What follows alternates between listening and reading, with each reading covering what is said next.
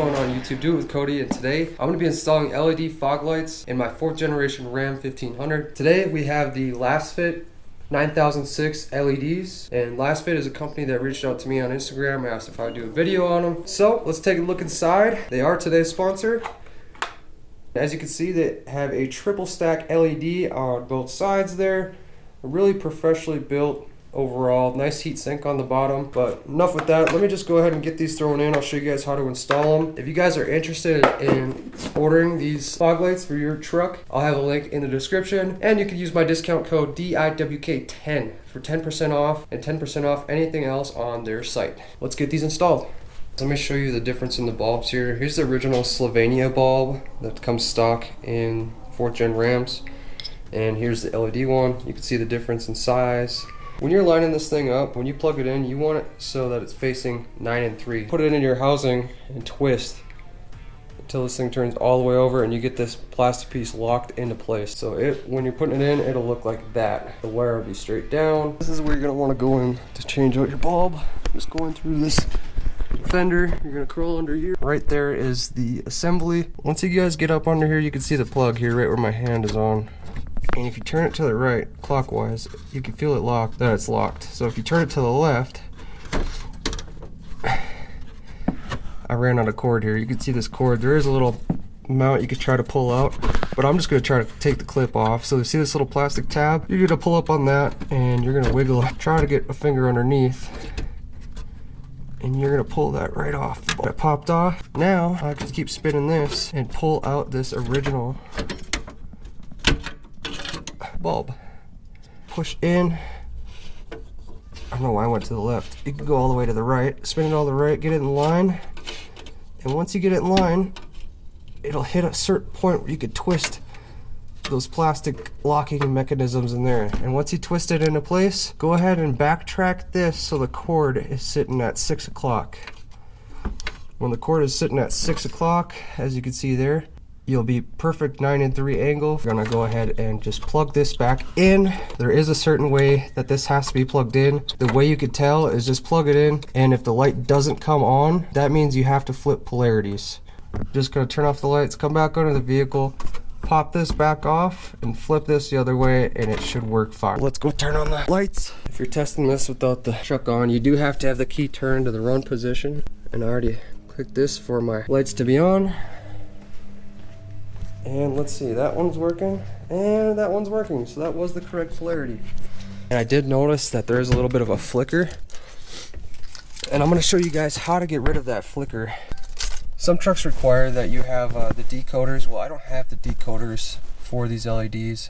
Don't want to buy them. Don't like the harnesses. So if you guys don't want to buy the decoders, you don't want to have the decoders attached and in your assembly, you guys can do what I'm going to do.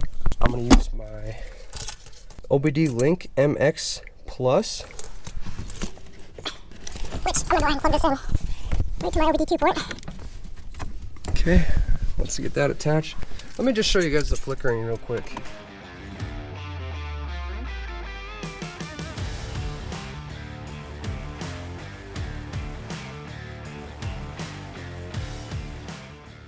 It may be hard to tell, but there is flickering if you do not have the decoders. But what I'm gonna do, I'm gonna use my OBD2 MX Plus with my AlpaOBD app.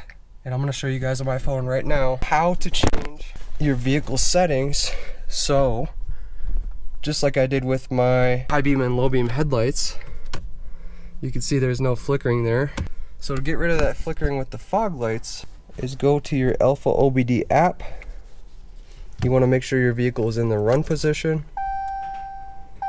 So once you're in the run position, I'm going to connect via Bluetooth to my OBDLink.